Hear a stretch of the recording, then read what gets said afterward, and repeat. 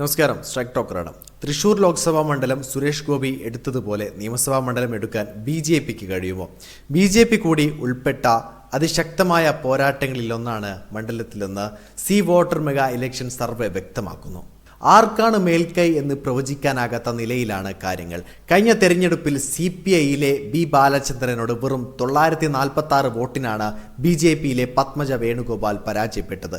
ബാലചന്ദ്രന് പകരം ആലങ്കോട് ലീലാകൃഷ്ണനാണ് CPI സ്ഥാനാർത്ഥി. UDFൽ നിന്ന് രാജൻ ജെ പല്ലനും കടുത്ത മത്സരം കാഴ്ചവെച്ച് രംഗത്തുണ്ട്.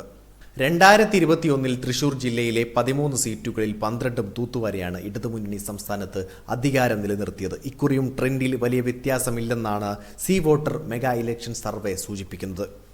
LDF 9 മുതൽ 11 സീറ്റ് വരെ നേടാൻ സാധ്യതയുണ്ട്. UDFന് പ്രതീക്ഷിക്കാവുന്നത് 2 മുതൽ 4 വരെ സീറ്റാണ്. NDAക്ക് 0 അല്ലെങ്കിൽ 1 സീറ്റ് വരെ കിട്ടിയേക്കാം. LDF തൃശൂരിൽ 36% വോട്ട് നേടുമ്പോൾ UDFന് പ്രവചിക്കുന്ന വിഹിതം 33%. NDAക്ക് 23% വോട്ട് പ്രതീക്ഷിക്കാം.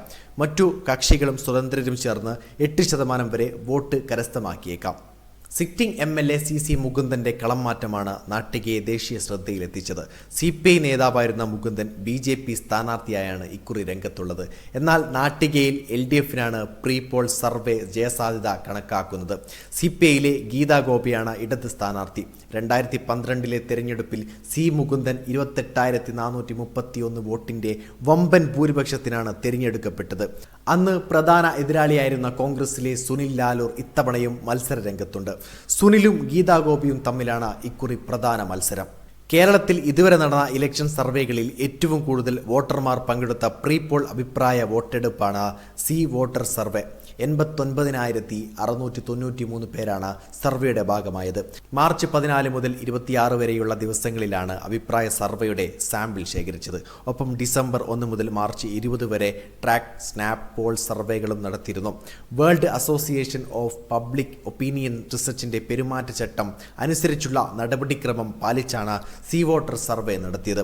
ഒപ്പം പ്രസ് കൗൺസിൽ ഓഫ് ഇന്ത്യയുടെ മാർഗരേഖയും സർവേ നടത്തിയതിന്റെ ഫലം പുറത്തുവിടുന്നതിനും പാലിച്ചിട്ടുണ്ട്. വീഡിയോ ഇഷ്ടമായി ലൈക്ക് ചെയ്യുക, നിങ്ങളുടെ അഭിപ്രായം രേഖപ്പെടുത്തുക. കൂടുതൽ വീഡിയോസുകൾക്കായി ഈ ചാനലിലൂടെ തന്നെ സബ്സ്ക്രൈബ് ചെയ്യുക. This is strike talk signing off.